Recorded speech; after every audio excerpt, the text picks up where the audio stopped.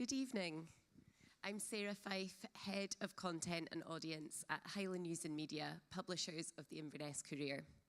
On behalf of us all, I'd like to welcome our audience and those watching via live stream a warm welcome to the Inverness Courier Leadership Debate. A lot of hard work has gone into bringing this debate to Inverness, both from our fantastic team and our venue today, Kings, who we chose due to the important work they do in the community. One of the three candidates here tonight will be our First Minister, which is why this event is open to everyone, regardless of where you fall on the political spectrum. This room is full of our digital subscribers, so this is a good opportunity to say thank you. Your subscription allows us to have journalists living and working in the communities they cover. It ensures there is news coverage dedicated to the Highlands and Moray that isn't an afterthought, and that our politicians aren't just questioned by journalists from the Central Belt. We take our duty as local news publishers seriously, and through our 11 titles across the north of Scotland, we give our communities a voice. But that wouldn't be possible without our readers, so sincerely, thank you. With that said, please tag us in any social media posts this evening. We are at INV Courier on Twitter and Instagram, and the hashtag for tonight is ICDebate. In order to get things underway, please welcome our moderator for the evening, Nikki Marr. Thank you very much, Sarah. Thank you.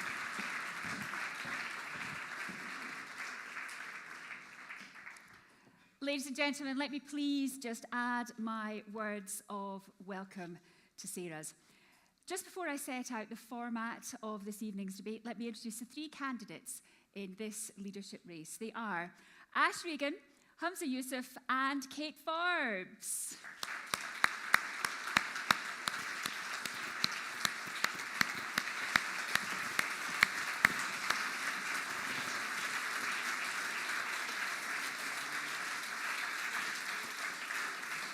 A very, very warm welcome to you all, and thank you so much for joining us here in the Highlands. Now, the format of this evening's debate is that we have questions for the candidates on subjects that are of vital importance to us here in the Highlands and Moray. We have questions that are of national importance as well, and we have some specific questions that have been sent in by our readers. We'll take as many as we can from you in the room this evening as well. And we'll also be giving our candidates the chance to cross-examine each other. But none of you came here this evening to hear from me, so I'm going to cut straight to the chase.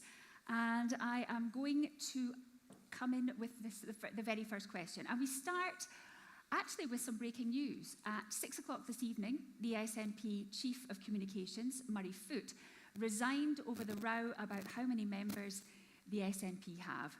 We now finally have those numbers, and it's about 70,000.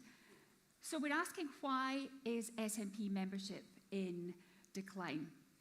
Ash Regan, you've said that there's been no progress on independence in the last few years, despite the worst UK governments of all time. Surely party membership should have been soaring in response to Brexit, to Boris Johnson, and to Liz Truss. Why hasn't it? So I had certainly, my team had certainly asked for information on the membership data. I thought that was quite a normal thing to request. Normally when you're standing for selection, you get a full list of, all the people that are eligible to vote and their contact details, etc. And can everyone hear me okay? No. Is that any better? No, I'm wondering if your mic pack, if it's actually switched on. Ladies and gentlemen, for the avoidance of any doubt, we are actually live. Sorry, is that any better? Yes. Yes. Okay, I'll take this one off in a minute, but I'll answer the question. Yeah, so we had asked for that information. We'd asked the party for it a couple of times. I thought that was a perfectly normal request, and then I wasn't getting any information, so I followed it up with an open letter, which Kate's team said that they would back that call. So we were then provided with the information, and I have to say it did chime very much with anecdotal information that I'd received. I've had a lot of people writing to me over the last few months saying, that they've have either left the party or they're thinking about leaving the party for a couple of reasons. Yeah. The main ones I think are lack of progress on independence. I think many people feel that we have been pursuing a strategy that hasn't been working. We haven't been making the case for independence strongly enough. And also, many people have left the party over the GRR. And we can see that because we can see the times. So it looks like about 31,000 people have left since around about autumn last year, which is obviously when the GRR bill first started to go through Parliament. Okay, so two main reasons there that people are letting you know why they've relinquished their membership. Hamza Yusuf, have you been getting correspondence as well? Why do you think numbers are falling? Listen, thanks so much. Can you hear me okay? Great. Well, first of all, it's a real pleasure. Thanks to the Inverness Courier and to you for organising today's debate. There's going to be a lot I get out of this debate, and I certainly we all get out of this debate. But having been told about dream rings at Harry Gow's is probably one of the things I'm going to take away. Dream rings. Right. That was a cheap applause that I got from the audience for that. So not all is wasted. To answer your question, I'm delighted to be here. First and foremost, I want to pay tribute to Murray Foote. You mentioned Murray there. Mm-hmm. He's done an excellent job for all of us and many members of the SNP. I'm really sad to see him go. And to be frank, this is why one of the internal things, it's not necessarily of interest to people maybe that are not part of the SNP, but certainly internally, this is why our headquarters needs reform. I've been saying that since day one. It needs to connect better with our branches. It needs to work better as a structure. I'm afraid this issue around the membership data, which I believe should have been released at the very beginning of this contest, that is symptomatic of some of the challenges that HQ unfortunately often finds itself in, the issues, problems it finds itself in. To answer your question directly, I believe that for far too long in the SNP, we've been stuck for a number of years actually talking too much about process. People don't get inspired to stay in a political party or join a movement because you talk about Section 35s or de facto referendums. They get inspired because you talk about a vision of what independence can do, and I'm certain we'll talk about that. The key for me around independence is that it will help us to not reduce poverty. So you two would effectively add one, that the lack of progress on independence is one of the key reasons for leadership. It's less a lack of progress because we have made progress. We're at about 50-50. Sometimes it's above 50, sometimes it's below 50. But actually we're talking too much about process, and that probably doesn't inspire people. Notwithstanding all of that, of course, we are still by quite considerable distance the largest party in Scotland. It's going to be really important. But 30,000 members of course, leaving don't disagree is with huge. you. Of course it is. It's a drastic reduction. Yeah. But what I would say is that's why the party needs somebody who can not only maintain our support, but also make sure they grow it. And I'm delighted that polls, even out this week, have shown that I'm the most popular amongst SNP supporters and members. So let me bring in Kate Forbes then. Welcome to you, Kate. Why do you think that you're losing members at such a rate? I mean, to go from 100,000-ish down to about 70,000 is a huge percentage drop. Why? Yes, well, thanks very much, and good evening. It's wonderful to be able to join you here tonight. A slightly shorter drive for me than normal in this contest. So I think for me, if I take a step back, it all comes down to trust. So no political party is guaranteed electoral success. No political party is guaranteed expanding numbers, membership numbers. And the reason that the SNP has had successive election victories over the last 16 years, in my humble opinion, is because we listened, we delivered, and in so doing, we earned trust. But you must maintain trust. You must maintain trust with your members, and you must maintain trust with the public. And right now, I think that Scotland is at a crossroads. The party is at a crossroads. The Yes movement is at a crossroads. And there'll be people here who support independence, those who don't, those who are members of the party, those who aren't. And for all of us, it boils down to whether or not we hear our priorities being reflected by the political leaders and whether we trust them to deliver for us. And I think I've been at pains throughout this contest to say that whilst I'm incredibly proud of the SNP's track record, we need to keep using that recipe of delivering priorities and maintaining trust. And I think that's what's at the root, perhaps, of membership numbers fluctuating, and also will be at the root of whether or not we continue to have electoral success. Well, you say that, let's not go there just now. Now, Liz Lloyd, Nicola Sturgeon's Special Advisor and Long-Term Chief of Staff, has also resigned today. How many other people, key people, can you lose and still keep going? I think it's no bad thing to, when you have a new leader, and one of us in about 10 days' time is going to be the new leader of the party, it's no bad opportunity to bring in fresh faces, to bring in even more bolder ideas. And I think the challenge for the SNP and the new leadership is going to be to make sure we act like a government that has fresh ideas, because after almost 16 years in government, we've got to make sure we are still inspiring people to vote for us, to support us. So actually, people leaving and choosing to leave when Nicola demits office, I think gives an opportunity to harness all of the talent, because the SNP has huge amounts of talent right across the board. You're the so-called continuity candidate, and So yet you're people keep telling cheering me- for people leaving, and so Yeah, that you because can bring look, in new for me, faces. I'm my own man. I've got my own style. Look, Nicola has done a phenomenal job for us. I think it's fair to say it's been commentated that Nicola also had a particular leadership style that was a bit more in her circle. Which is? A bit more in her circle. Whereas Okay. I would prefer to have the Big Ten, and I would like to make sure we harness the talent of our MPs, our local councillors, our MSPs, and that involves getting that talent right to the fore. I think even when Nicola made her resignation speech, she said she was almost too dominant a political force, and it didn't allow others to come through. I've really enjoyed, I know we might not have felt like it, but I've really enjoyed the last 3 weeks with the colleagues on my left and my right, because what we've done is we've challenged each other really robustly, but also, there's no doubt about it, my colleagues on my right and my left are extraordinarily talented. So as you we're will getting all to work see that together talent, then? We Are will, you- also, we will all work together, but we also have different pitches, I think, and different offerings. And one thing I think that's refreshing is that in this contest, there will be a genuine difference of approach that SNP members can choose. I think where we're all agreed, though, is that, again, to use my tagline, continuity won't cut it.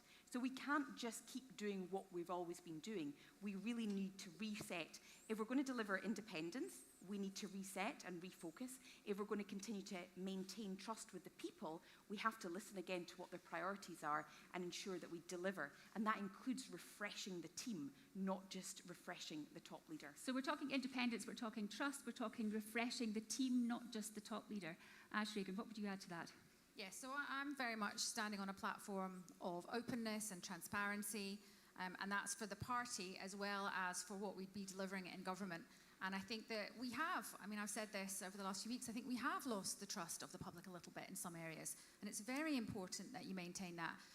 For me, I think in politics, if you make promises to people, you have to follow through on those promises. When you get to the point where you're starting to say, okay, we've promised this, I'll just use the example of the A9 so everyone's clear about what I'm talking about. Are you looking at my script? Because that's actually what I'm going to talk about next. Well, I have been talking, people will know in this room that I've been talking about this for the last few weeks, but if you promise that as a political party for, 10 years or more in your manifesto and you're very clear about what you're committing to, and then you row back on that promise, you are going to lose trust, and it's sending out a message, particularly in that case, to the north and the northeast of Scotland, that, perhaps these priorities that we committed to before are perhaps not as important to us as they were, and I don't agree with that, and so I wanted to set out very clearly that I thought that was important. We've got to focus on what the public thinks is important. I saw... Can I just stop you there? Because I would like to know what the public does think is important. There is absolutely no doubt that the promise over the A9 being dualled by 2025, that promise has been broken. I wonder if we can just have a show of hands. Does that matter to us here in the Highlands, or does anybody feel let down or angered by that? Hands up if you do feel let down and angered by that. So we do have people whose trust you have absolutely lost. These people feel left down. How do you rebuild that trust? Can we trust you again? Yes. If you've said, yes, we're going to do this, yes, we'll definitely do this, do you know what, we're absolutely going to do this, and then you don't. How? But it takes delivery. So it takes delivery. So I think that generally, despite the clamour in a contest, all of us are generally agreed, for example, on the fact that we need to reform the NHS, we need to invest in infrastructure, we need to dual the A9. But having the policies in a manifesto is not sufficient. You actually have to have the means of delivering. And this is what, again, I've been at pains to say in the whole campaign, is that actually delivering what you say you're going to deliver matters almost more than the policies on which you stand. And no government can do everything. Priorities, by their very definition, are exclusive. You pick some things that you're going to do. So, for example, we got the Queensferry crossing built. We've got a transport minister here who was responsible in part for that. But that's because government said, we're going to put the money in, we're going to deliver it. But they also said we need to we're do that going with to A9. do the A9. And Precisely. they just absolutely And so we haven't. need to deliver. 30 out of the 80 miles have been done. The rest is just waiting. And for some sections, the compulsory And yet a purchase lot of orders are not even out. groundwork's been done. So it's actually about getting on with delivering and ensuring that procurement works for those that want to bid for the tenders. Ash Regan, what is your new proposal for the A9? Should you become First Minister, what do you promise us now that you will deliver on?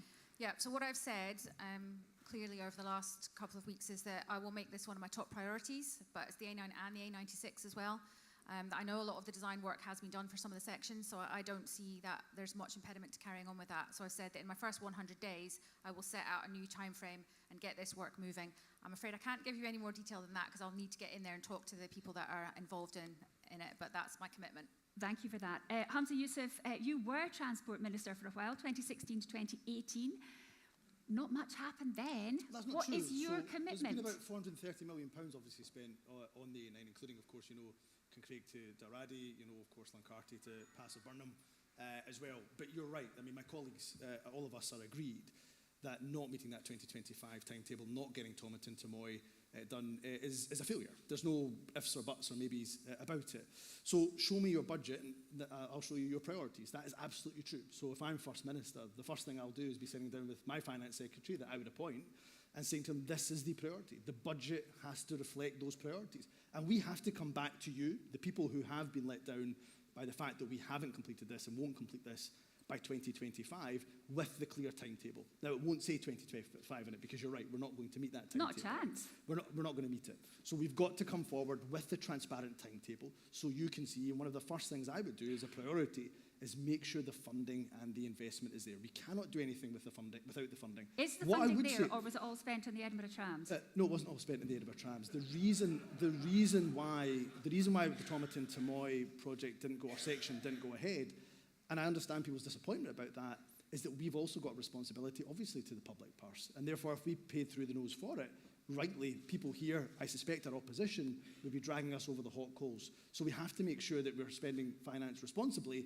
but the A9 is a commitment. We have a commitment to Juliet. I have a commitment to Juliet. Now, we've been talking to our contacts. Obviously, we are a media organisation, and we've heard from senior civil engineers and people in the construction industry that the main sticking point is Transport Scotland insisting that the contractors take all of the risk.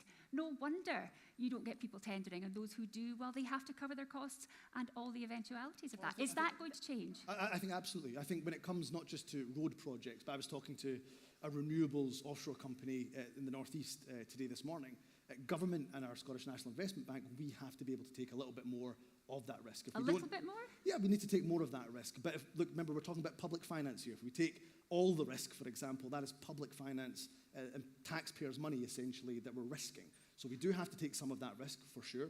I think we have to have a bigger risk appetite in government to do that. But the main thing we have to do is come in, not within months and months, but literally within weeks, to be able to give you a timetable for the A9 completion and making sure the finances show and demonstrate that that's a priority for the next incoming leader.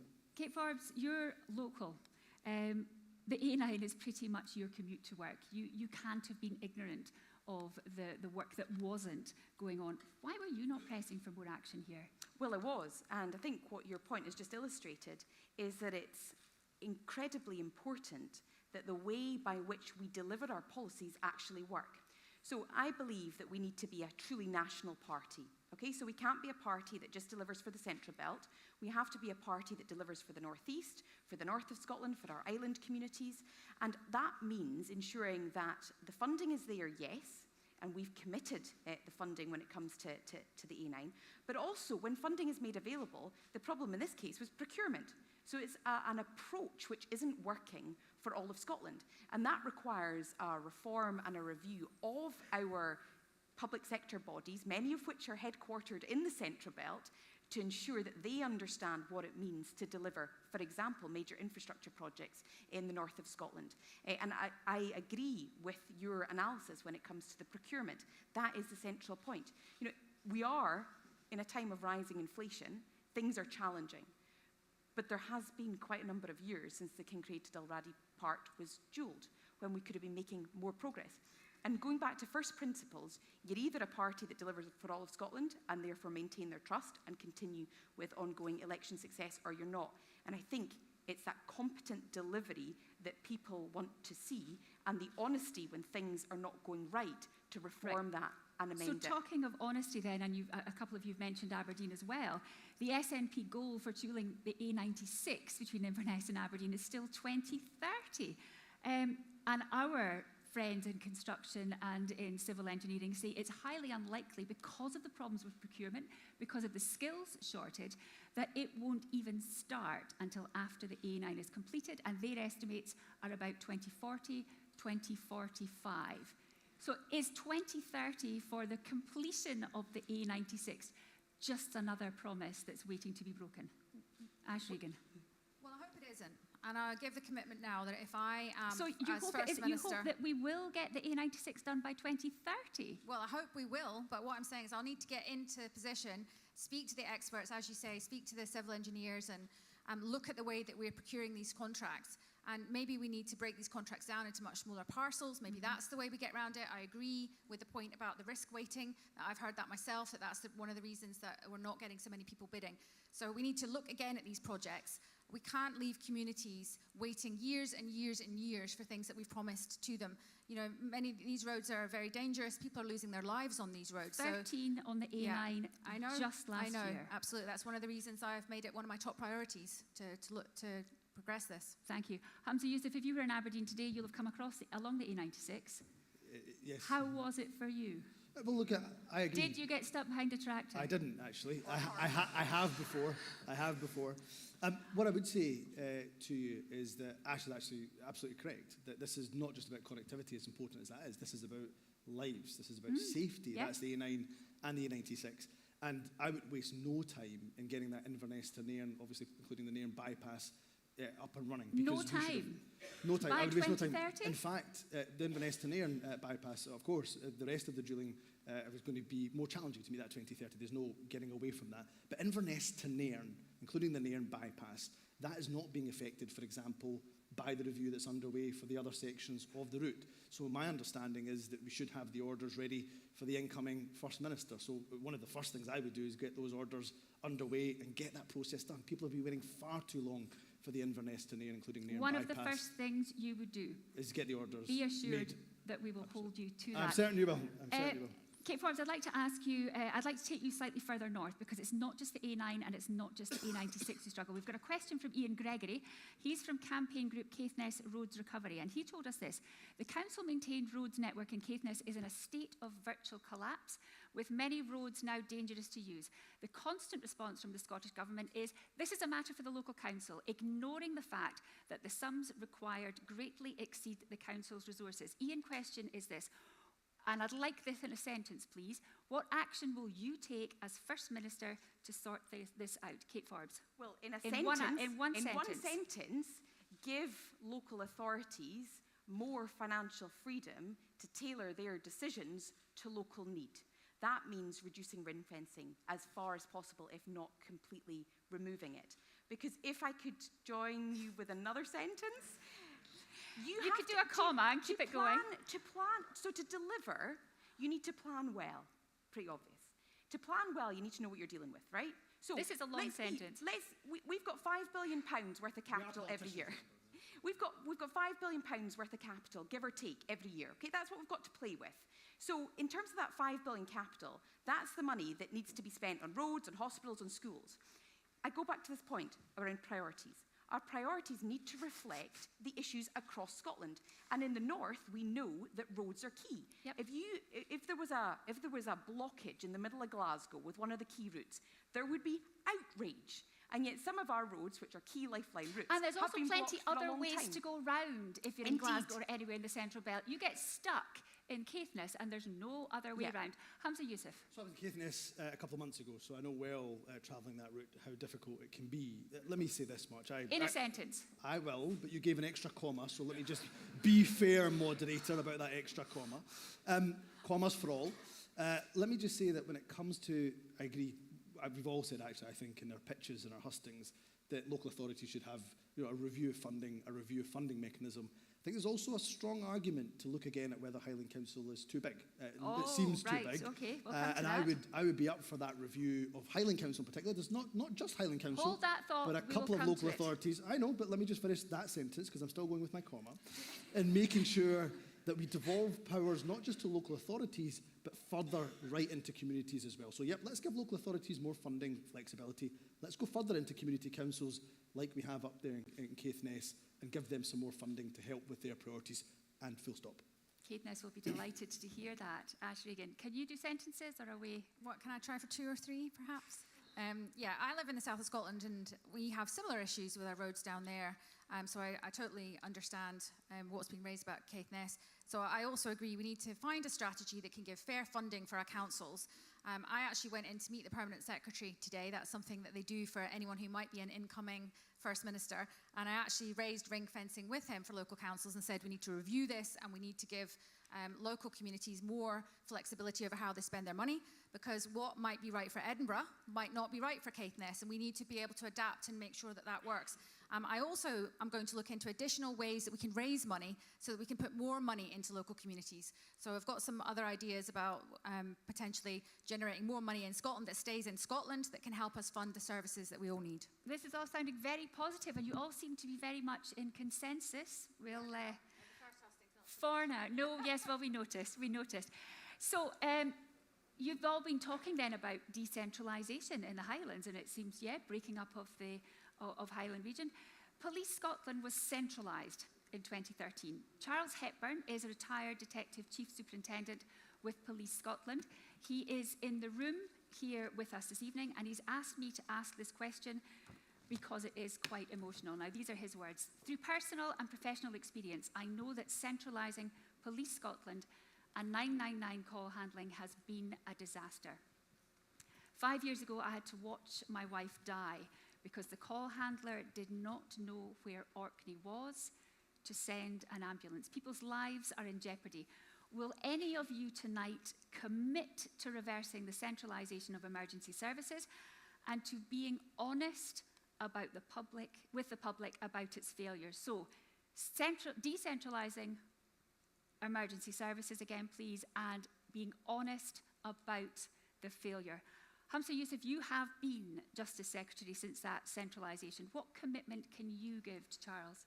First of all, I'm very sorry to hear about Charles's own story, and obviously my condolences. He is here in the room. Yeah, I don't know where Charles is, but I mean, his condolence, I would pass my condolences on to him and his family. That just shouldn't happen. That's a failure of the system.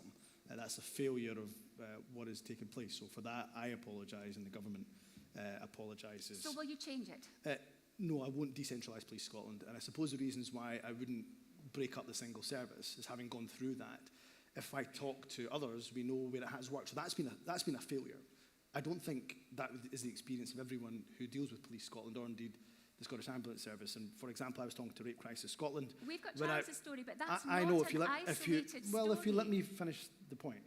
You know, when I was speaking to Rape Crisis Scotland, when I was Justice Secretary, for example, and we'd had Police Scotland in place for a while, they will say, for example, when it comes to rape victims, they feel that Police Scotland is far better in terms of their approach. If we look at the number of homicides that are now solved or don't remain unsolved, it's a far better rate than it was when we had the divisions. The divisions. So I wouldn't look to decentralise Police Scotland. That's what you're asking me. In terms of health boards, for example, no, I'm not asking about health boards. Well, if it's just Police Scotland, is that because you said emergency services plural? So if it's just Police Scotland you're asking me about, no, I don't think we should decentralise. What I think we should do is make sure those who are in local divisions have as much flexibility within that system. Call handling. What do you mean? Sorry, what are you asking me about? Decentralising call handling. Well, again, I think that case. Hopefully is a rare case, because what I deal with what I dealt with when I was Justice Secretary was a relatively good experience for people. If it takes call handlers in particular areas and we think there'll be a better service there, we should absolutely be open to that. The beauty of Police Scotland is having that better terms and conditions for police officers right up and down the country, and there's no doubt that their terms and conditions are better now than when they were, for example, in those separate divisions. So I wouldn't decentralise Police Scotland. You wouldn't decentralise Police Scotland. Ash Regan, what commitment would you make to Charles?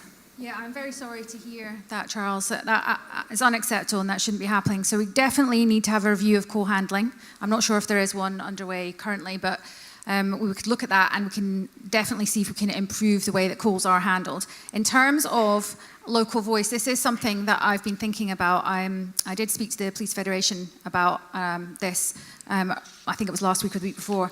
So I think there's an opportunity to bring back that connection between local areas and that accountability local areas to the police, because I think there is a perception and perhaps a reality that it's become very disconnected in the way that you're describing. So one possible solution to that could be that local councils could vote policing members onto the SPA for each area, which would give that local connection, if you like. So I would look to explore that.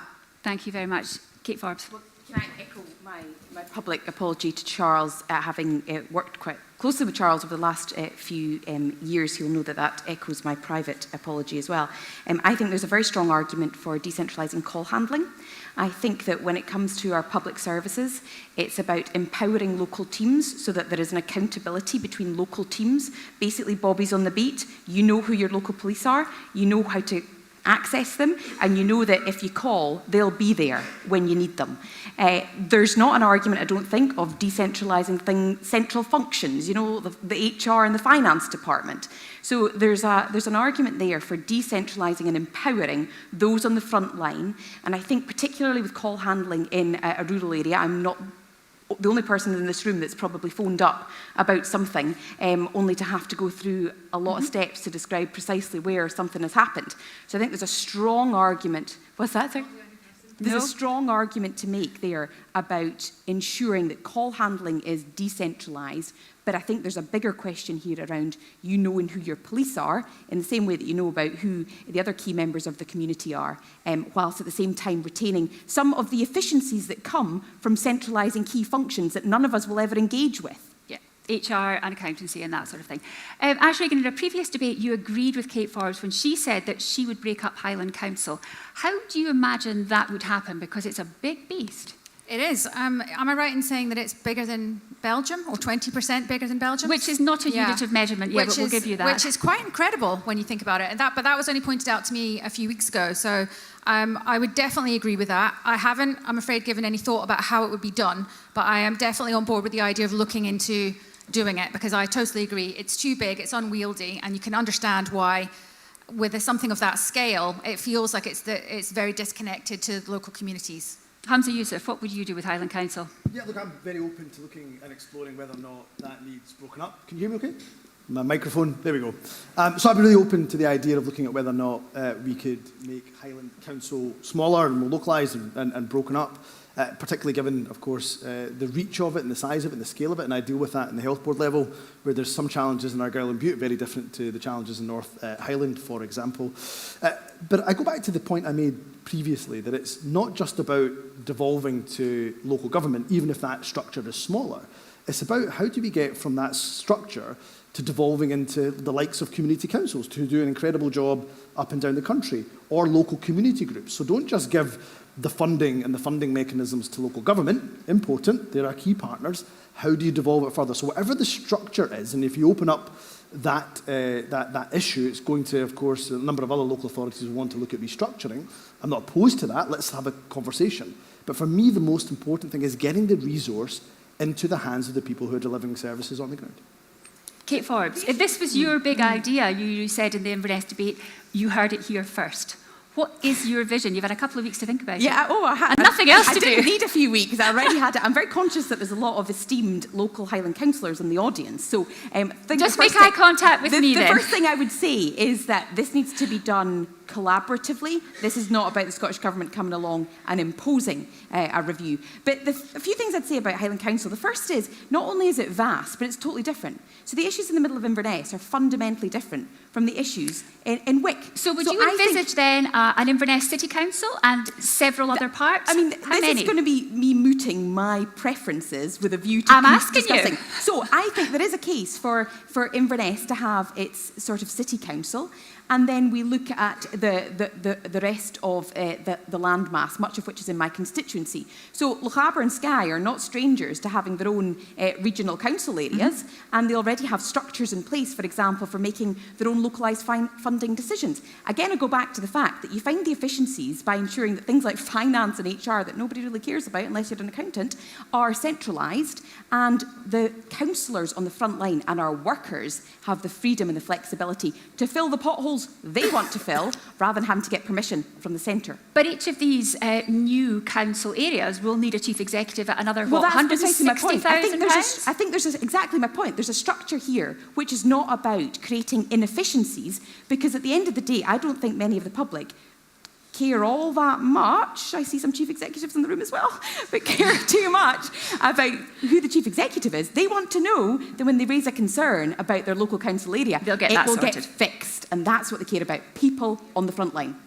Hamza Youssef, you are a father. How far is it acceptable for a woman in labour to travel in order to give birth? Well, they should give birth as close to home as they possibly can. You're probably referring either to the Caithness issue or Dr. Gray's issue, two issues where mothers and families have to travel too far. And you mentioned my own Do you know how far it is from Caithness to Raigmore? Yeah. Well, again, I've been told by those that are travelling, of course it's hours, well over an hour and a half to travel. That's if they don't get stuck behind a tractor. It's 110 miles. I know how far, because I've actually been to Caithness to speak to the mothers who've had to travel. My promise and commitment to them is that first and foremost, they and their families' safety and the safety of the unborn child is paramount. Now, if we were, yes, I will come to your point, I can see from your face, of course, the issue in Caithness happened because of a tragedy of a mother, of course, losing her child, a really tragic case that I think people are familiar with. And therefore, if we were to, for example, allow birth to take place in Caithness, we would be putting mothers at risk because we don't have the workforce. But why can we not have a consultant-led unit in Caithness? Surely that's what women of Caithness deserve. Of course they do. Nobody would disagree with that statement. But of course we have to make sure we've got the workforce. That's why. And what's stopping the workforce? So we know there's issues around housing, for example. There's issues around education. So that's one of the plans. But these are all the things which are within the SM. These are all devolved powers. That's why one of the plans I've got, for example, is putting 25 million up to be able to buy empty properties, to put them back into social housing for key workers. If we deal with that issue, then it helps with our recruitment. So we are doing a review of Caithness in the same way we've done with Dr. Gray's in order to get an appropriate maternity service. But to suggest that we could, for example, open it tomorrow with a consultant, I'm afraid that's not possible. So we have to make sure the safety of mothers and their unborn children is at the forefront of these decisions. And only of course, 8 mothers gave birth in Caithness General Hospital last year, compared to 202 Caithness women who had to travel down the A9 for over 2 hours while in labour. I know the statistics because I deal with them and read them every single week virtually. And that's why we've got a review of Caithness services. And it's not ideal. I would not want my wife to have to travel hours and hours when she was in labour. But this goes to my point. Remember, this decision was taken because of a tragedy, a real tragedy. You know, the death, we know. I don't think any of us are forgetting No, that. exactly that. So we have to make sure that it is the safety of mothers, the safety of their unborn children that are put first and foremost. So if we can have a consultant-led service tomorrow, there's nobody in government that would deny that. Why would we want to deny that? So we'll do everything in our gift to try to get the workforce there. There is the Best Start North review underway that will look at, for example, whether or not we can have what you call the network model or the Orkney Islands model there for Caithness. We're already seeing if that is possible. Because I think there has to be sharing of those resources from Caithness to possibly Orkney to possibly other parts of North Highland, because we need to make sure that we've got consultants and enough volume of work for consultants to stay there. But what I would say is that first and foremost, in any decision about Caithness, in any decision about Dr. Gray's, in any of these maternity services, the women and their unborn children are our priority. Ash Regan, has Hamza Youssef failed these women? Well, I think the situation is not good if you're in labour and you're having to travel 110 miles. And I can imagine the stress both on the mother and, you know, the father as well, making that drive and worrying about what might happen on the way. So I'm hearing Hamza saying there's a review underway. I think we need to expedite that if we can to see what more can be done. Now, maybe there's some creative solutions that we can find. But I will say that, he's right in the sense that safety is really important for the mother and the baby. I've got twins myself. I was not allowed to go to a midwife-led unit because obviously it was considered to be higher risk. And so they wanted me to go to a different hospital, which was further away. So for some people, it will never be possible, perhaps, to give birth very, very close to home. But we need to make sure that we're keeping everyone safe. No, I agree with you. No, I do agree with you. It's far too far. So if I was First Minister, I would commit that I will look at this and we'll see what more we can do. But I can't tell you exactly what we could do right now. But I agree with you, 110 miles is too far.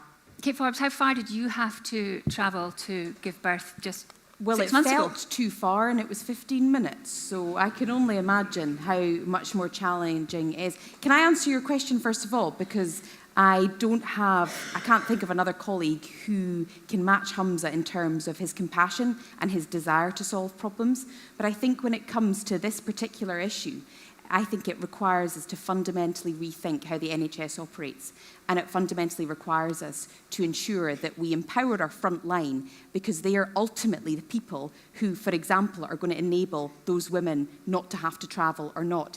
And, I think there are models that need to be put in place. Models, for example, that have worked elsewhere in places like the West Coast that need to be implemented, because we start from the position where that is not good enough. So it's not acceptable. So if we start from the diagnosis of that not being acceptable, it needs a solution. And I think the solution is various things of trying to get a consultant in place, what is required to get that consultant in place, and the NHS needs to be a lot more flexible, for example, when it comes to housing or whatever the services are to get a consultant there. But ultimately, too, we have too many vacancies across the NHS, full stop. One in 3 consultants. We know that students that come from Scotland and go on and study medicine in Scotland are far more likely to stay in Scotland. We also know that students from rural areas who study in Scotland are far more likely to return to rural areas. So when you're talking about consultants, there's more that needs to be done in terms of a route to studying, which, okay, that's an 8-year plan, but it's about getting more people who are willing to commit to these communities, as in the 8 days of old, where you had local individuals, local doctors and nurses who were totally committed to their local area. It needs to be local police fixed. officers as well who knew the area, so it's the same Exactly. story that we're looking at. We're moving on to business. Small business is vital to the prosperity of Highland communities, particularly small tourism businesses. David Richardson, the Development Manager of Highlands and Islands Federation of Small Businesses, should have been here this evening, but unfortunately he's unwell, so I am going to ask his question for him. There's a string of new and proposed regulations that will make life far harder for small Highland tourism businesses, and they are, in his words, short-term licensing, the deposit return scheme, the local visitor levy, tourist tax, and the proposed restrictions on the advertising and promotion of alcohol. As First Minister, would you proceed with these schemes as they are, or would you actively listen to businesses and amend them accordingly? Kate Forbes. Classic politician, yes and no. So I've already raised concerns with a number of those pieces of regulation. Which ones? The deposit return scheme and the alcohol advertising scheme in particular. And my approach right now is that Highland businesses have weathered storm after storm, okay? So they've weathered the storm of Brexit and the impact on trade. They've weathered the storm of COVID when hospitality was shut down and tourism is the lifeblood of our economy. They're now weathering the storm of the cost of living crisis and the rise in energy prices, which is having an impact on food and drink in particular. They need a break. They need a bit of breathing space. They don't need government to be layering more requirements on top of them. So would you cancel the deposit return scheme no, then? What I've said is that I think we need to pause, because I was 2 weeks ago down in Aviemore seeing the Cairngorm Brewery there, who actually are committed to the scheme in principle. They're committed to environmental sustainability. Who doesn't want a scheme that reduces litter on our roads? I mean, it's a disgrace. Most people recycle anyway, though. And so we need to ensure that there are schemes that work. But the key is the delivery and the implementation, not the policy aims. So you said yes and no. You're concerned about deposit return and you're concerned about advertising and promotion of alcohol. Does that mean short-term licensing and tourism tax? Fine, the tourism levy, which I've always had concerns about, is ultimately for local authorities. So I think there is a point there in terms of local authorities being able to decide. If we care about localism, which I think we all do in this room, then I think it's important that local authorities determine what they do. And it's the same to an extent with the short-term let scheme. So there's a flexibility there for local authorities to determine what to do with it. There's a much bigger question, as far as I'm concerned, in places like Skye, for example, where there isn't enough affordable housing. So there's a question there about balance, which is why I said yes and no in my opening remarks. Thank you very much. Ash Regan, is it yes and no from you as well, or is it? Yeah, so I've already raised public concerns about DRS, so I'm on the record about that one, and the alcohol advertising one, which I'm not saying that we get rid of that altogether, but clearly there are issues around distilleries and that sort of advertising. We just need to be careful how we target that. In terms of short-term lets, I actually have friends who have a number of properties in Ullapool, down by the loch, lovely, you know, very high spec. You know, and they were saying to me just, I think it was early February, their business was about to go under because they had put in for this license, but they hadn't received it. The properties were ready. Obviously, you know, they put a lot of investment into them, and they were not able to let them out.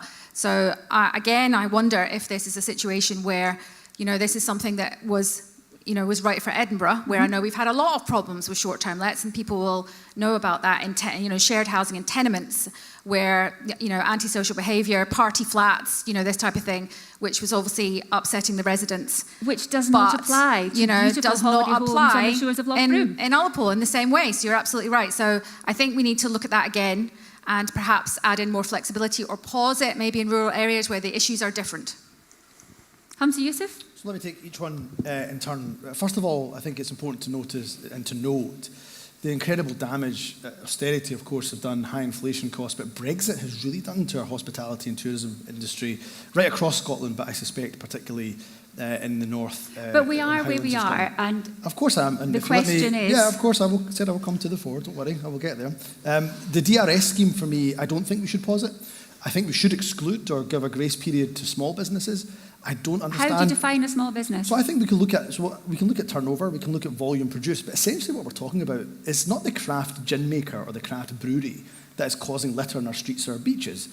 Why would we let the Pepsis and the Coca-Colas of the world, who've already bought the equipment or buying the equipment, who've already signing up to the scheme and are already part of deposit return schemes in 44 countries and territories across the world? And they're the ones who are signed up to it, they account for about 90% of the volume anyway. So I think absolutely give a grace period or exclude small businesses, as I say, the craft breweries, the craft gin makers, but don't let the Coca-Colas of this world and the Pepsis of this world who are causing that litter on our streets and beaches. In terms of alcohol licensing, now obviously I speak as Health Secretary here. Scotland has an exceptionally unhealthy relationship with alcohol, and we have to accept that. When we talk about but as a our Scottish crime, government, you hate alcohol, about health, but you love whiskey.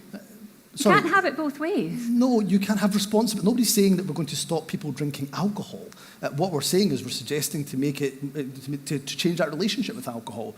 And alcohol licensing, I've said as well, much like my colleagues on my left and my right, that we should withdraw the consultation because clearly some of what is in there we're never going to do anyway. It's causing concern amongst business. So let's work both with business but also with public health charities, because our relationship with alcohol is not a good one. It's not a healthy one. Go to any A&E on a Friday, Saturday, Sunday night, in fact, any day of the week, and you will see the challenges that alcohol brings. Talk to any police officer. How is this helping small businesses? And that's what the question is about. So I'm going to keep you on track. I'll talk about the other two. Well, you asked specifically about alcohol licensing.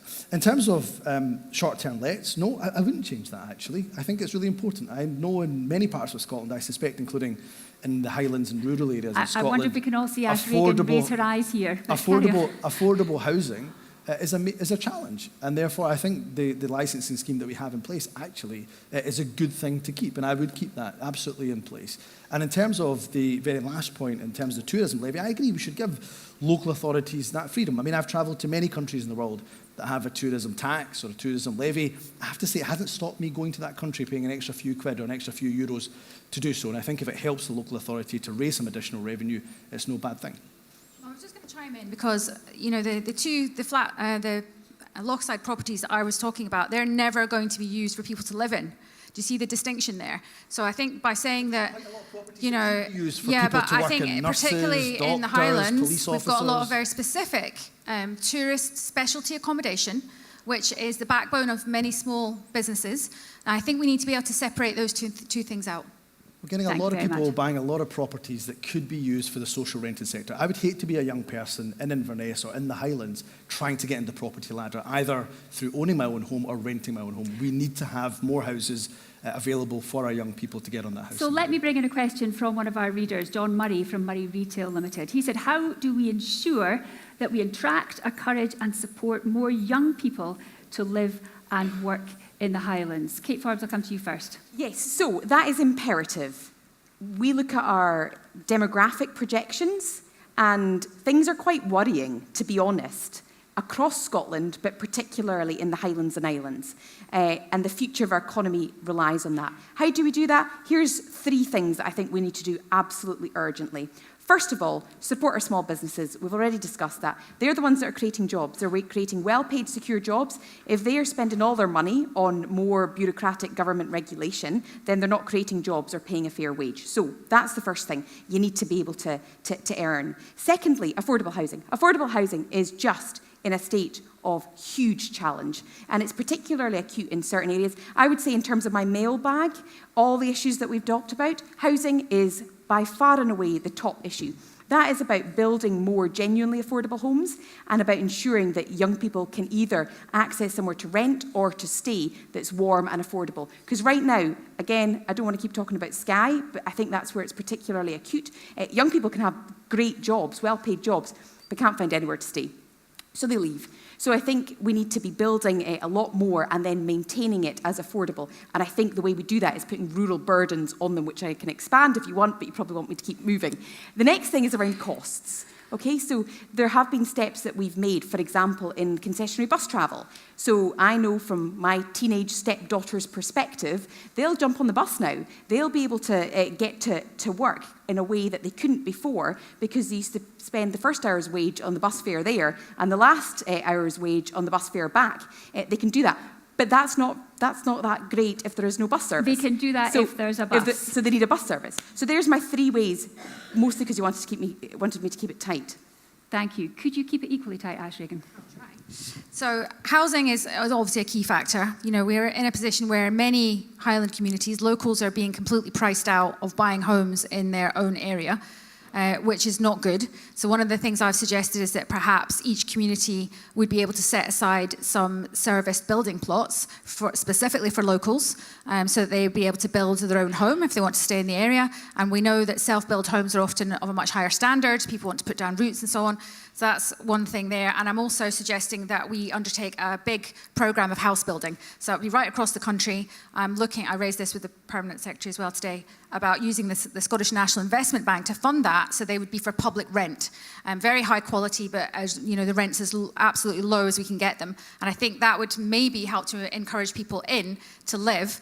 And we also need to think about what we can do and what we could do. So what we can do under devolution is obviously not as good as we'd be able to do if we're independent. So if we were an independent country, I would like to, when we're bringing functions back to Scotland, because obviously there's lots of functions that are carried out in other parts of the UK, we look very carefully at decentralising them. So we spread them out around the country. We don't stick everything in Edinburgh and Glasgow. Okay. Bring more jobs in. And also, I think for islands, the ferries, that's really important. I am on the Net Zero Committee at the moment, and we're doing an inquiry into ferries. And there was one young person that said, you know, he wanted to stay on the island that he lived on, but he just wanted to live like a normal person, and he wanted to go to concerts, and he wanted to go and see his friends, and he felt that with the way that the ferries were, that he wasn't able to live the lifestyle that he wanted, so we need to do something about that.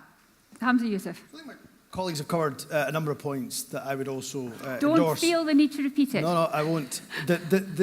So housing opportunities and infrastructure. So on housing, I've already mentioned the 25 million that I would put up front in order to be able to buy back empty properties. The second thing I would do is also like to give local authorities and councils the power to increase council tax on those holiday homes, because I think that would help to either disincentivise the purchase of those holiday homes that for many months just stay empty, or actually get that additional revenue to put back into affordable housing. So I would like to give local authorities the power to do that. And maybe there's something to be done just on top of that to try to ensure that a certain percentage of that stock can stay for first-time buyers, young people by and large. The second thing is opportunity. So again, I agree with my colleagues. I won't repeat and rehearse it. I do think the likes of the investment in Inverness College campus, for example, and creating those those opportunities in training and education and employment are really important. And I am working, for example, with the Health Board to see what more training we can bring in to NHS Highlands so we can keep, for example, medical staff and nursing staff here. And infrastructure we've talked about already in relation to connectivity in A9, A96, etc., but also our public transport as well. And that's why I'm pleased we've invested in a new railway station, obviously in Inverness. More of that to make our public transport available and cheap and affordable is going to be important to keep young people here. And reliable. And of course reliable. Reliable, thank you. Another question from Annie Gunn. Annie says, I live in Markinch in Inverness, which is one of the most deprived areas of Scotland. How are you going to really tackle poverty and inequality across Scotland, especially in remote and rural communities? Ash Regan. So again, this comes back. We know that many of the families that are living in poverty with children, at least one of their parents is in work. So we need to prioritise, I would say, restructuring the economy as far as we're able to local domestically owned production and companies that are based here that are paying really good wages, because it's unfair for people to be working all week long and they're still at the end of the week unable to really feed, clothe and heat their homes. It's unacceptable. So I think we're back to the situation of high value jobs. So if we can invest in our renewables sector, I think we have a huge opportunity there this time to take a stake for the people of Scotland and create that supply chain which will provide those jobs and keep them in Scotland. So I think that would be key. I think we're back to housing again, because most people's main cost is their housing. So if we can keep the cost of housing down, again, homes for public rent where people have high quality, secure housing. And energy bills, I think, are one of the other costs that people have. Obviously, we're in a situation at the moment where under the UK government, the UK energy market is a mess. It's been designed specifically to enable this huge transfer of money from people, up the chain. And anyone that's looked at other European countries will know it's not happening to the same extent in those other countries. So that is a scandal. Obviously, while we're part of the UK, we're limited in how much we can do about that.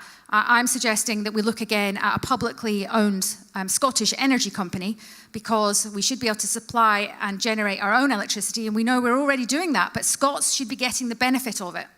We're tight for time. Humphrey Youssef. So look, I know poverty affects every single area in life. So when we talk about health inequalities, we talk about educational inequalities, it always comes back to poverty. And whoever the next First Minister is, certainly if it's me, my number one overarching priority is going to be to not just try to reduce poverty, but eradicate it. And we know we have too much entrenched poverty here in the Highlands. So what would we do about it? So yes, Ash is absolutely correct. Some of these financial levers, of course, exist with the other government, but we've got to maximise what we're doing here in Scotland. So that's why I believe in, for example, progressive taxation. I believe those that earn the most, like politicians and government ministers, should pay more so that we can invest into public services. That's allowed us to put £1 billion extra on the health service in 23-24. So use the levers that you've got, including progressive taxation. Second thing is childcare. I made that one of my first announcements when I launched my campaign. I want to accelerate the expansion of childcare to 1- and 2-year-olds in my first budget.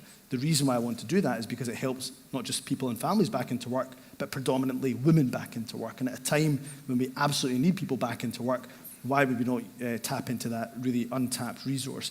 I agree with investing in renewables, so I won't say too much more than that, other than far too often in Scotland, the profit from our renewables, from our lands, has gone solely into the pockets of shareholders. I believe we should be taking equity stakes, and communities should be taking stakes in that. So when the profit doesn't just go into the pockets of the shareholders, but comes back into communities here. So I believe there's a lot we can do with the devolved powers we've got, but we must also keep the pressure on the UK government, who should have reduced energy bills by about 1,400 this week, chose not to do so, but instead gave a reduction in pensions to those who earn those who have over £1 million in that pension. I'd like to bring in our audience now. I've got about 40 minutes worth of work here still to do, and we have 32 minutes left, and you've already threatened to leave before 9 o'clock. No. So I'd like to bring in our audience questions. Can I answer on the poverty one? Is that possible? Sorry, yes, of Is course. that really, I'm just so keen. I'll that we be just keep really, going. really brief, because Sorry, I think yes, it's probably poverty, one of the most sorry. important issues.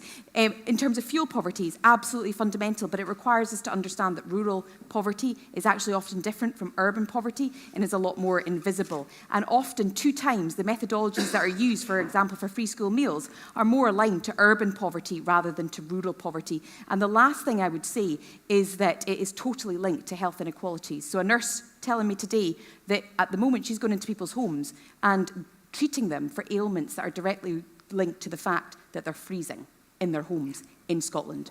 So just my point there on fuel poverty, we need to ensure that houses are fit for purpose, and if we move away from oil and gas too quickly, we're going to leave a lot of our Highlanders behind, because a lot of them rely on off-grid. Thank you very much, and apologies No. for almost missing you out there. Thanks for jumping back in.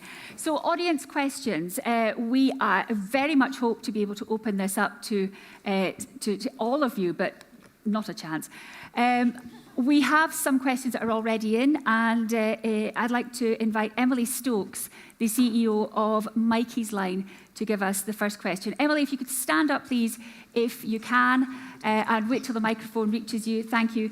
And let's have your question, please. Thank you. Given that the Highlands and Moray have some of the highest suicide rates in Scotland, and that mental health support needs amongst all ages are at their highest right now, can you tell me what actions you will take to support the work of local mental health and suicide prevention services in Highland and Moray? And how much of a priority will this be for you? Thank you. Hamza Yusuf, let's come to you first, but please keep it brief. Well, first of all, it's a great question, and thank you for asking it. And we know, for example, how many times the Keswick Bridge has had to close because of, unfortunately, people completing suicide, and that's true of bridges right across Scotland. What I would say is, first and foremost, what we're trying to focus on in government is early intervention. At the moment, far too many people end up at our door at urgent crisis intervention. What we need to do is invest in counsellors, and conflict of interest here. My wife is a therapist, a counsellor, but we have to make sure we invest more and more in our counsellors, for example, in schools.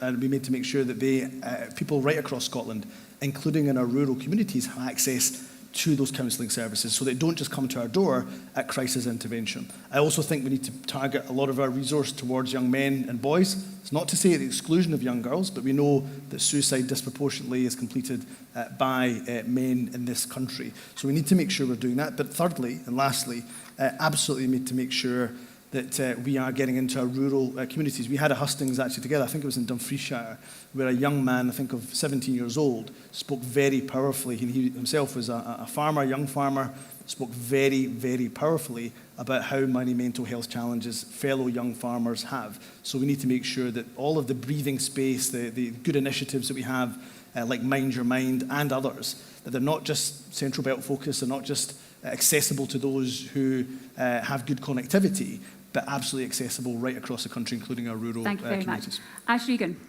Yes, I would agree with all of that. I think if we can intervene earlier, then obviously that's going to be better than getting to someone when they're clearly at a crisis point. And so I think we've seen, recently, many of our young people are increasingly struggling with mental health issues, which may be, I think, to do with modern life and how it is with social media and all this kind of stuff, making people feel very pressured. So I'm wondering whether that's something that we could do more in schools. So I've made a suggestion that perhaps in some schools, it won't be appropriate for every setting, but perhaps we have that mental health support in schools so that young people feel they've got someone they can go to, someone they can talk to, and could hopefully give them ideas about how to manage, if they have mental health issues or stresses in their lives. I know that Mikey's Line already have people who go into schools, but there's no funding for you other than what you raise yourselves. Thank you. Kate Forbes. Just to start off with saying how incredible the work that Mikey's Line does is, because it's been revolutionary, I think, for many people. And the two things I'd say in that regard is, first of all, it is reducing itself, the stigma attached for seeking help. And so we need to do as much as we can to ensure that people seek help. And Hamza, I think, quite rightly talked about young men. And we know that the figures in the Highlands are just horrendous. I mean, amongst young men, it's double the UK average in terms of suicide rates in the Highlands. So that stigma point and ensuring that we meet people where they need help and they actually are able to seek that help in a confidential space would be the first thing. The second thing is around waiting times. So where somebody has identified that they need help, if they're then waiting months and months and months, too often, by that point, it's too late if they need the help there and then. So I think it's a question of supporting those on the ground already, including Mikey's line, and there's a point there around funding, which I take on board, but also ensuring that, again, our CAMS, for example, teams, are fully staffed and able to deliver the service that is required when it's required, not several months later. Thank you very much. Our next question is from Trudy Morris, who's Chief Executive of Caithness Chamber of Commerce. Trudy, the microphone is heading towards you. Thank you very much. Thank you. Rural communities are, such as our own in the North Highlands, are marginalised. They rank low in investment decisions and are repeatedly sidelined at the expense of big-ticket items that entice votes. So there are stark inequalities, which is blatantly obvious. Scottish Government minister sightings are as rare as the capercaillie in the North Highlands. So how would you ensure that this is a government for the whole of Scotland? A government for the whole of Scotland. Kate Forbes, I'll come to you first. Well, there's at least 2 Highland government ministers in the room tonight, so we obviously need to make our presence felt more further north. But you know, my vision for Scotland is a vision which is based on all parts of Scotland prospering economically. So rejecting the old-fashioned model where we basically rely on 2 cylinders, London and the South East, and instead ensuring that no part of Scotland is left behind. And all parts of Scotland are able to contribute. So we're not caring as much about national GDP outcomes, we're actually caring about how Caithness and Sutherland are doing, how Skye and Lochalsh is doing. And that requires 3 things, if I could say really quickly. 1, investment in infrastructure. 2, reducing the regulatory burden so that you can thrive and prosper. And 3, focusing on how we support you to create jobs and to grow and to invest. There has been significant investment being made in the Highlands, but we need to make sure that it's getting out of the urban centres like Inverness and actually getting into our key communities. That's how you create jobs, that's how you reverse depopulation, and that's how you ensure that all of Scotland thrives.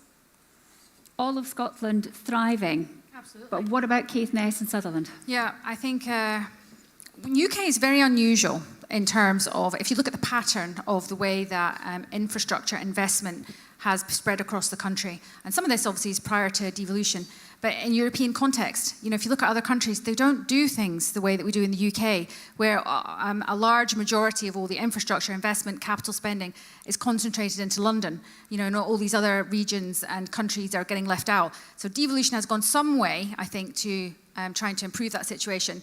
But clearly it's not going far enough. So I think we need, if we're talking about local funding decisions and capital spending, there's an argument for, you know, making sure that that decision making is devolved further down. So it's not maybe necessarily a decision that's going to be made in Edinburgh about Caithness, that it would be made closer to Caithness, and that infrastructure decision would be taken there and the funding would go with it. So we're decentralising further. Well, we have to, because if we don't, where are we going to end up? It's not going to be good, so we have to do it. Hamza Youssef. Well, I absolutely agree about decentralising. I think people right across Scotland need to also see their national government coming to them, I think, as opposed to expecting people to come to us. And we did that well, for example, when we were doing travelling cabinets. Obviously, COVID happened. We haven't done those. I'd be quite keen to take the government to as far reaches as we possibly can so that we can get to the people in rooms like this and understand their priorities. And they can quiz us, and they can question us. But the major, I think, ethos of the government since we came in 2007 was to be a listening government, was to make accessibility to government ministers as easy as possible. Now, your question clearly demonstrates to me that you don't think we've done that enough. Now, I've been, obviously, as I said, a number of months ago to Caithness. I would want, if I was First Minister, to make sure every single one of my government ministers was getting around Scotland, was not just sitting in Edinburgh, in Holyrood.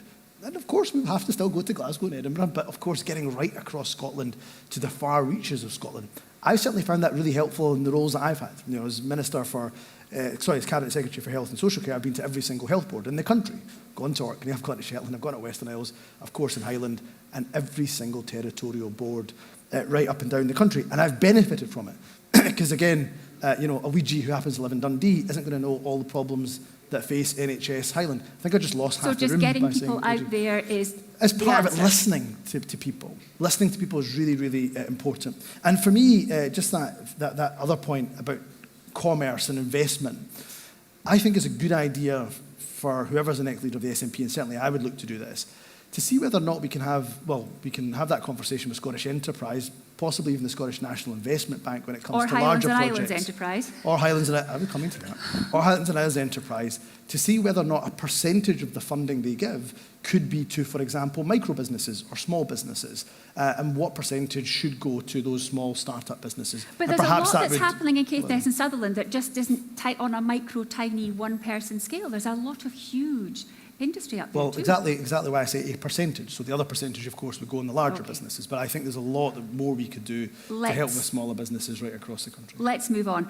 We should have a question from Dr. Alistair Noble, who is the chair of Nairn Improvement Community Enterprise. If you could just wait for the microphone to reach you, sir, and ask your question. Thank you. Yes. Both myself and the Nairn GPs have, over the past year and a half, asked that the Highland GPs are able to continue to do vaccinations. The health boards say that their hands are tied and they must provide a separate service. But clinics have been cancelled, there is no staff, and their scheme costs millions of pounds more than the GPs can do it for. Are you prepared to be the leader that oversees the reintroduction of infectious diseases like polio and meningitis to our infants in the Highlands? Are you prepared to be the leader, Ash Regan, that oversees the reintroduction of infectious diseases like polio and meningitis to infants in the Highlands? No. Thank you. Kate Forbes. So this, as I understand it, basically boils down to, again, another approach of one model fitting all. And the model that works for GP practices in Glasgow just does not work in places, and I'm not even going to say rural places in the Highland, because I wouldn't count Nairn as being rural. No offence to Nairn. But it isn't working in terms of one size fits all. So I do think it needs a fundamental review for how to ensure that GPs are able to continue to deliver the services that they've been delivering for many, many years successfully with the trust of patients in a way that actually works.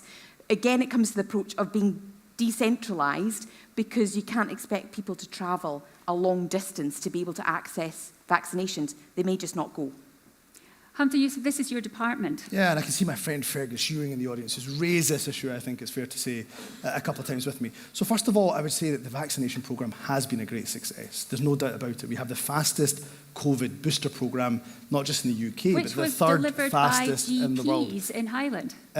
Look, actually, it was delivered, if you look across the country, by different models. This was the point I was about to make before the interruption. So we've got a good model that has worked, that has seen the majority of our population vaccinated and protected, and by the World Health Organization's own study, has saved over 22,000 lives here in Scotland. So yes, the model can always be tweaked, should always be looked at to see where we can improve it. I would say, is the GP contract that was agreed by GPs overall, I accept, not every GP, but agreed by GPs overall that wanted to take vaccinations away from general practice. It wasn't government that said we should take it away from you. It was GPs that agreed to that stipulation in the contract. There are, of course, models where GP clinics are used for vaccination. I'd be more than open, because we are going to go through another vaccination programme, of course, for COVID. I'd be more than happy to look again if that model needs tweaked. But let's not say it hasn't been a success. We had the third fastest COVID booster programme in the entire world at one point. And in Highland, it was delivered by our local GPs. I'd love to... The point the gentleman was making is that he wants GPs to deliver it, that it was delivered by 60 different centres right across Highland. And it's now been taken away from GPs, I think was your point, sir. It's a vaccination programme in different parts of the country has been delivered by some GPs. In other parts of the country, including Highland, I think the point the gentleman is making is he wants it to be delivered by GPs. It's been delivered, we know, in 60 centres right across Highland. There was definitely issues with it where people were having to travel 40, 50, 60 miles. That's not good enough. But having coverage right across the country, whether it's GPs or elsewhere, that's the important point. But let's not take away from the success of a very, very good programme that has saved thousands of lives. Of course not. Can we have any, I'd really like to take some questions from the floor, some that we just don't know what's coming. If anybody has a question, could you raise your hand? We have one right down here at the front. Chop, chop, Darryl. Gentleman at the corner here. If you stand up, please tell us your name and where you're from, if that's relevant, and give us your question. And I will ask you all, please, to keep it incredibly brief. I'm hoping it's an easy question. Well, I'm going to ask for a yes or no answer. So that's a yes or no answer, perfect. So my name's Lawrence, I'm from Elgin. So will the next First Minister of Scotland please give a cast iron guarantee that the 2 Ferry fiasco vessels will eventually enter service and serve our long-suffering island communities? Yes or no, please? Will the ferries get to the islands, yes or no, Ash Regan? We must complete these contracts and get these vehicles into service. That's a yes.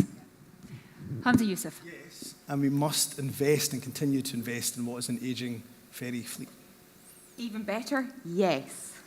3 yeses. Fantastic. Thank you very much. You heard it here. Any more questions? There is a gentleman one back from the front row. You, sir, at the edge. Thank you. I live in a national park, and one of the things we've forgotten about is the local people. And we've also got the job, if you live in the national park, guys outside it can get their electricity subsidised by wind farms. We get nothing. With Brewdog coming in, putting people out of the glens, we're getting Highland clearances. This is not good enough. Will you please look at what's happening within these parks? Thank you. National parks, Kate Forbes, what would you do? I think it's far too easily forgotten that the national park includes as one of its mission economic sustainability and the people. And the people are becoming, in one sense, some of the rarest species in the national park. It's so difficult to find a house or to be able to afford a house. So you have a situation where there are booming businesses that can't get staff. They can't get staff because nobody can afford to live there. And nobody can afford to live there, so they go to Inverness. And it therefore it means that depopulation exists. So we are all committed to environmental sustainability, absolutely. But at the moment, I think the balance is not there. And we need to ensure that there's genuinely affordable homes, that people can stay, and it's the right kind of home. So, for example, it might be possible for an individual to start living there, but as soon as they start having kids, they just can't get housing. So I think that the balance needs to be right, and for me, the root of this is planning and ensuring that the decisions being made about the national park reflect the fact that environmental is important, and so are the people. The people are part of the environment. Thank you very much. Hamza Youssef. I agree a lot with what Kate has said, and I won't go over the housing elements of that. I mean, central to one of the policies that I've advocated in the last few weeks is that our land in Scotland, I'm afraid, is still in the hands of too few people and isn't used enough for the benefit of the people of Scotland. I mentioned that already in terms of renewables, for example. So there's more we can do around community ownership, etc., etc.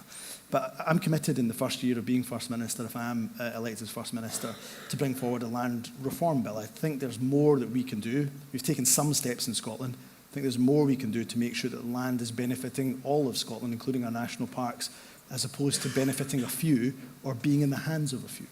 Thank you. Ash Regan. Yes, I will commit to looking at those issues. We can't have people being disadvantaged, by the choice of where they're living if they're living in a national park. Thank you very much, and thank you for keeping it so concise. Do we have one more question? Gentleman at the back with, you're holding something. Keep waving it. Oh, you're both waving it. Right, we'll take the, we'll take the chap. Yes, we'll go for the gentleman with the beard there. Sorry. Can I sit, please? I'll sit for health reasons. My question is about cooperation. Sorry, what's your name, sir? John Henderson, sorry, Aviemore. My question is about cooperation between the SNP and other pro-independence groups, something that Ash really has raised. And so my question really is about the next Holyrood election. At the last election, Nicola Sturgeon really pushed SNP 1, SNP 2, and I think a lot of us believe that we lost the possibility of a number of list pro-independence MSPs. I would like to ask the candidates if they would be prepared to consider an SNP 1, Alaba 2 strategy in order to maximise the number of pro-independence SNPs at the next Holyrood election. Thank you. So to really sort of shorten that, if I may, sir, are you jumping into bed with Alex Salmon? I did speak to him the other week, but I also spoke to almost all the leaders of the other pro-independence parties that day as well. So I am very clear that I think, this is obviously a question for the people that are pro-independence in the room, that the strategy that I've set out is that we would use elections as the ballot box that we do have access to in order to give that power back to the people of Scotland and let them decide on their future. So I looked up the figures recently, and actually at the last Holyrood election, for the regional list vote, the pro-independence parties combined reached 50.3%. So that just shows you that in that setting, we're not that far away. So I've said very clearly that I want to work with all the other parties, civil society, the wider movement, and indeed I've started that work already by reaching out to them, to speak to them, and to try to unite and inspire the movement, which I think is going to be key to success there.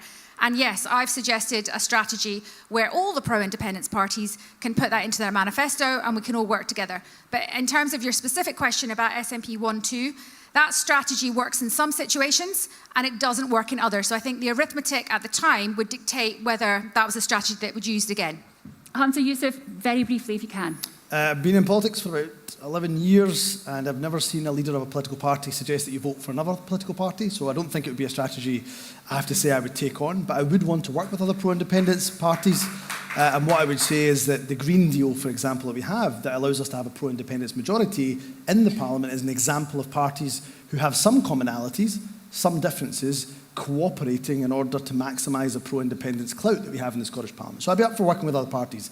But as leader of the SNP, I don't think it's the best pitch, and I wouldn't do it to suggest that we go around voting for other political parties. Thank you very much. Kate Forbes. Thanks very much. And Mr. Henderson is suggesting that actually that's a good approach in terms of, I think, if I understand correctly, in terms of maximising the pro-independence members in Parliament rather than being a bad approach. But my response would be that I think generally, it's not particularly wise for a leader to be recommending that you vote for other parties.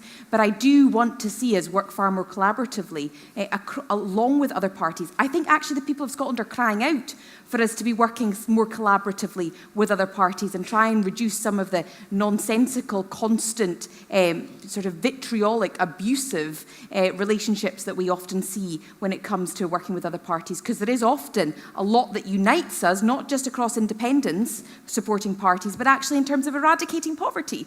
Can we pool our resources and tackle that well together in the Parliament? Thank you very much, and thank you for your question, sir. I know there were a lot more hands up there, but I'm afraid I'm going to move this evening on because we have reached the point where the candidates have the opportunity to cross-examine each other for 90 seconds each. Now, I have somebody on the clock there who's going to wave at me, and if you go over that, we will basically cut your mics. Hamza Yusuf, I will give you the opportunity to start, and you can choose which of your SNP colleagues you wish to question first. And your body language is saying it all, Kate Forbes. Your time starts now. Well, look, we've been through about 17 or 18 hustings. Let's be honest, leadership elections and selections have been pretty tough and they've been pretty robust at times as well. So my question is going to be a bit of a cop-out and a bit of a assault because I've enjoyed jousting with you and we're going to continue to do that for the next few days with hustings. But I know you're a Highland lass, you're not too far away from here. So if you do end up First Minister, I'm trying to beat you to that post. Yeah. If you do end up being First Minister, what will you be taking to Butte House to remind you of the Highlands? Oh, that's, well, what will I be taking? What will I not be taking? Not anything from Harry Gow's. No, well, I think that will be one thing I will be taking. Alt Bay black pudding. A popular choice.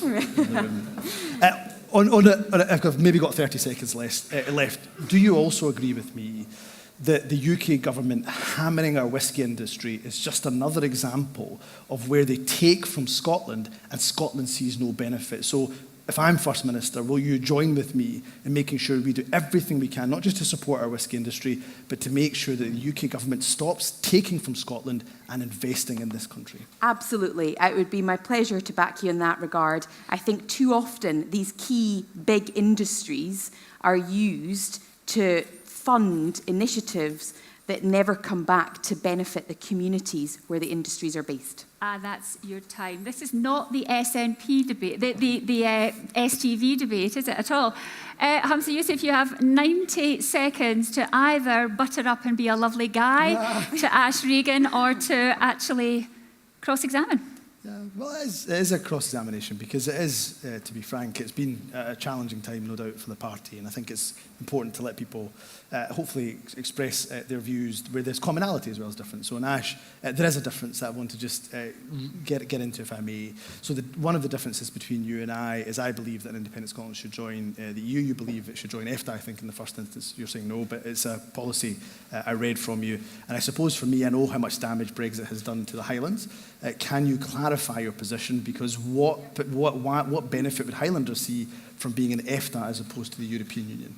Okay, so our party policy is obviously EU membership, and I'm not departing for that as such. What I'm saying is that in the first instance, I don't see this as an either or, by the way. So what I'm suggesting is that it could take us quite a long time to join the EU, and obviously we would need our own currency first, which is something that you haven't prioritised as much during this debate, whereas under my plans we would get to a currency faster, so I think we need to take that on board as well.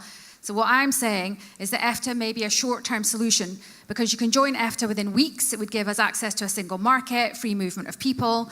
Export would also strengthen our hand for negotiations if we are facing the UK government on the negotiation table. Out of any union, we would be quite exposed in that situation. And I also think it could be quite good in terms of common agricultural policy, which I think would be a benefit in this area, and also fishing.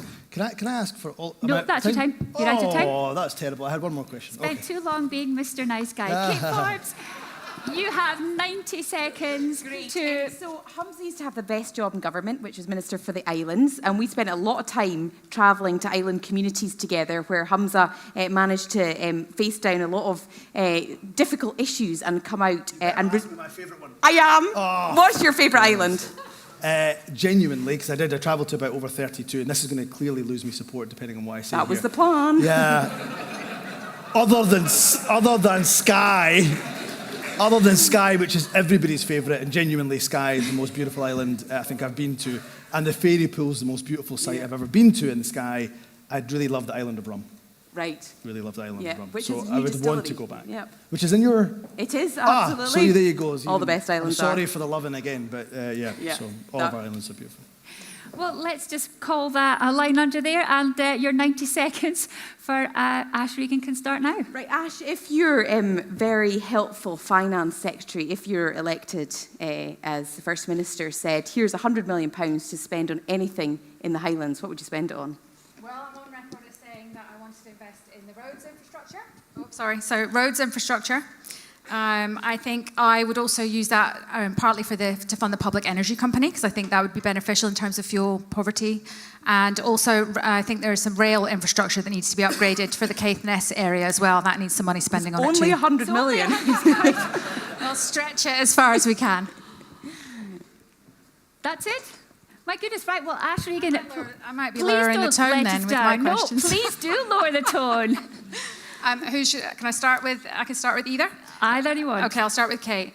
That's what I was going to. Funnily enough, our questions are quite similar. So, what would be your first or top priorities for the Highlands region should you become First Minister? Yeah, I think it does boil down to equal opportunities for our young people. So, I think that if you believe that equality of opportunity should be the birthright of every child in Scotland, then that includes Highland children being able to access the same opportunities as children elsewhere in Scotland. The same educational opportunities, same access to university and college, same access to work opportunities. And too often, our young people have to travel way too far in order to get those opportunities. For example, someone who wants to go and excel in sport, despite the great work that Ross County does. Inverness, might have forgotten them. Okay, I've got a slightly tougher one for Humza. Obviously, we've... well, you can handle it, that's why.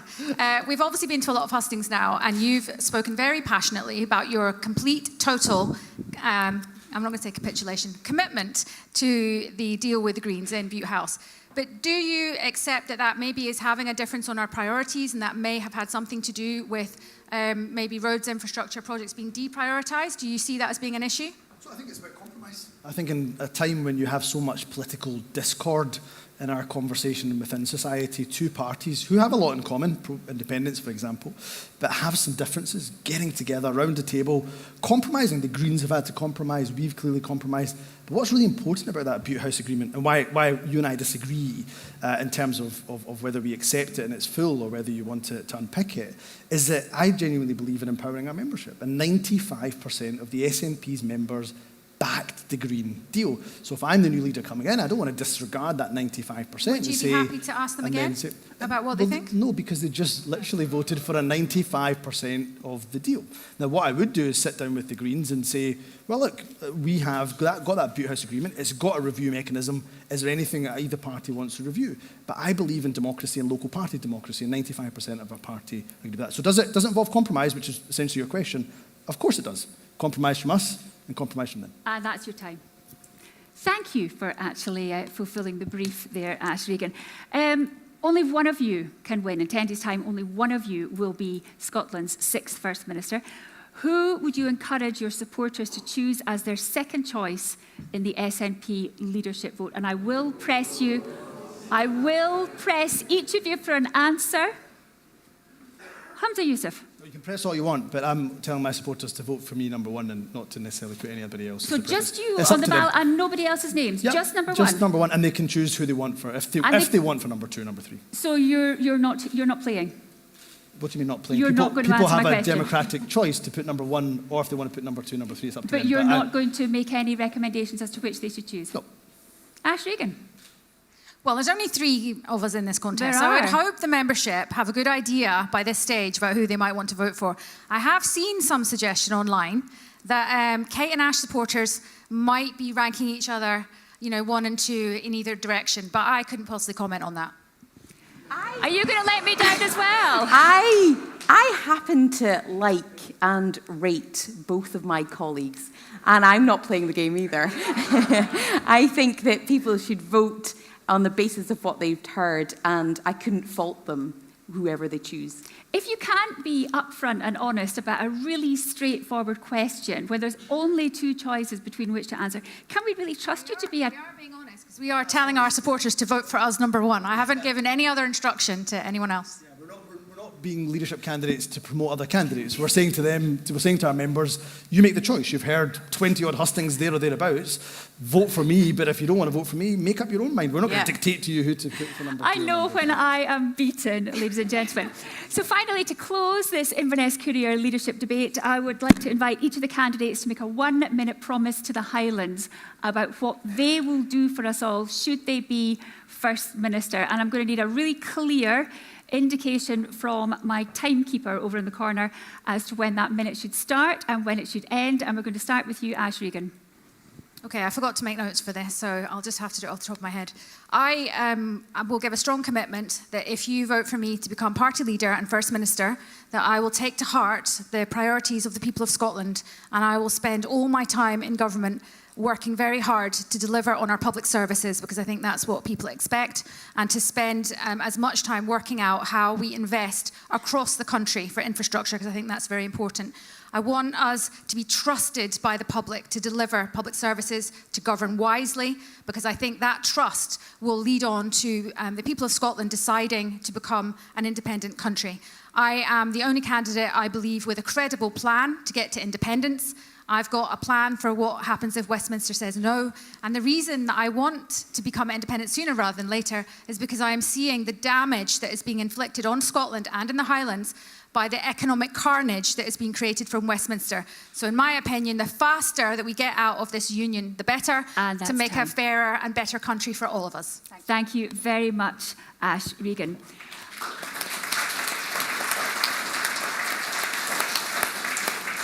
Hamza Yousaf, your minute starts now. Yeah, I'm not going to give you the big sales pitch. I want to thank Inverness Courier. You've heard from us all. The choice for the SNP members in the room is absolutely yours. But for me, it is poverty and hopefully the eradication of poverty, which is the central key theme of not just my campaign, I would hope anybody who is the next First Minister, because it is poverty that is the common thread, I'm afraid, for every single inequality we see. A health inequality, education inequality. And for me, continuing that progressive agenda, using progressive taxation, for example, using wealth taxes where necessary in order to invest in public service to eradicate poverty is going to be my #1 priority. And I want to see that investment here in the Highlands.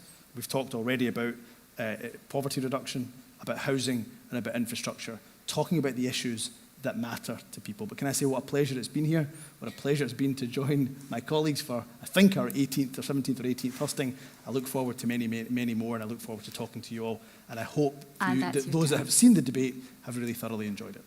Thank you very much. Hamza Youssef. And finally, Kate Forbes. Well, briefly for me, thank you so much to all of you for coming. Thank you to the Inverness Courier. Thank you for the cheering. And my word, it's really warm up here. So my three commitments in all of this is, first of all, to make sure that we deliver for all of Scotland, to never forget any parts of Scotland, to ensure that we truly are a Scottish national party. That national means that we represent all parts of the nation when it comes to all of our policies.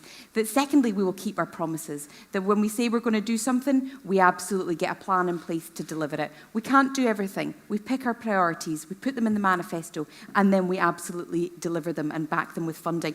And the last one, and the third thing, which is particularly close to my heart, is that I will be a leader that reaches out, that tries to restore a bit more respect and goodwill in our public discourse, to ensure that if we do, as I do, want to secure independence, and that is the SNP's raison d'etre, that we ensure that we reach out, for example, to those who are not yet persuaded, to no voters, to respect why they aren't persuaded yet, and persuade them. Thank you. And that is your time. Thank you very much, Kate Forbes.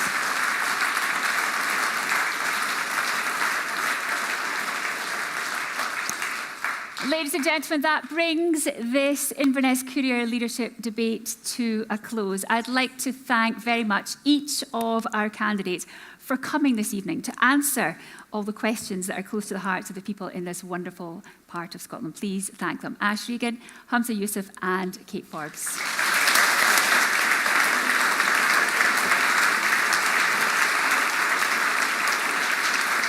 Now, we really hope that whichever way the vote goes in 10 days' time, that you won't be strangers. Maybe that you'll be able to stay a little bit longer when you come next time. Kate, we know you live here.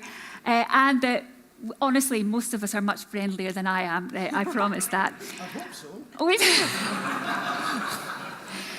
We've just heard your promises to the people of the Highlands. In 10 days' time, one of you will be Scotland's 6th First Minister, and we look forward to those promises being kept. And you can be absolutely certain that the Inverness Courier and everyone in here this evening will be holding you to account. Thank you to our audience here this evening for your carefully considered questions. I'm sure you all came in with loads, and I'm so sorry that we couldn't get to more of them. To our audience watching online, thank you very much for joining us as well. All that remains for me is to wish you a safe journey home on behalf of the entire team at the Inverness Courier and her sister papers. Thank you very much and good night. Thank you. Thank you so much. Thank you. Honestly, thank you very, very much. Thank you so much. Thank you. Thank you very much.